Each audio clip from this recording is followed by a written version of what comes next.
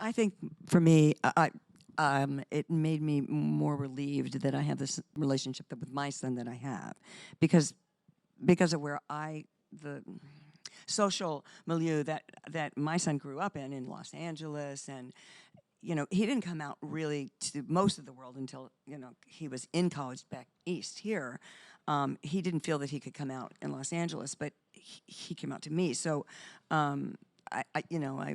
we were able to talk about it from his junior year in high school on, and have always been able to talk about it. And he was able to talk about it within the family. So there wasn't, in the whole film, you and I never talk about it. Never. But it's never do. It's because we're caring for each other. It's like I obviously know that it's like I know you don't belong in Indiana. I know you're going to be better off here. Whether I know that that's part of it, obviously I do. But the fact that she can't talk about it, so that was interesting to me, and I felt sort of lucky about that. But also I started questioning. I've always questioned some of the things that I wish I had done with Joe differently.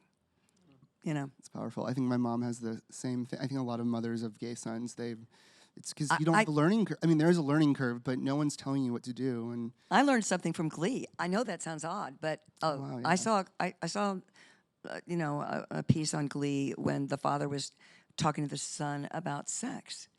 And I had not talked to Joe about sex. I didn't know how to talk to Joe about sex.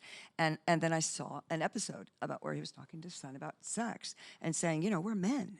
And you're going to be having sex with men, and you're both men, and men tend to think about sex a little more casually, and that could lead you to not being careful with yourself, not protecting yourself, not, and being too, I can't remember how he put it, but being careless about protecting yourself and preserving yourself, being more careful, and that's going to be a trap, and look out for that, and because you're both men, which is going to be a little dicey there. That's going to be dangerous, and you should respect yourself, and so there was this talk about that, and I'm listening to that going, oh, that didn't even occur to me to talk to Joe in that way. So yeah, there's lessons all along, and anyway, I'm sorry. Oh, that's okay. Anytime someone wants to talk about Mike O'Malley on Glee, I'm for it.